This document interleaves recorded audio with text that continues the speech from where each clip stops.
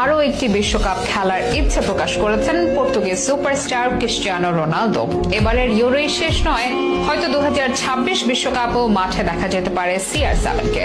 Ronaldo মনে করেন পরবর্তী বিশ্বকাপে খেলার জন্য তিনি ফিট থাকবেন, তাই টানা 6 বিশ্বকাপে খেলার এবং গোল করার রেকর্ড করতে চান তিনি, যা এখন পর্যন্ত কোনো ফুটবলার পারেনি। এসব কথা খোদ রোনালদোই জানিয়েছেন সাম্প্রতিক সময়। তবে ভক্তদের মাঝে দেখা যাচ্ছে মিশ্র প্রতিক্রিয়া। কেউ চাচ্ছেন আরও একবার প্রিয় তারকাকে বিশ্বমঞ্চে দেখতে, কারো আবার মন্তব্য ফর্মহীনতায় সমালোচনায় পড়ার ঝুঁকি অপেক্ষা অবসরে যাওয়াটাই ভালো সিদ্ধান্ত হবে।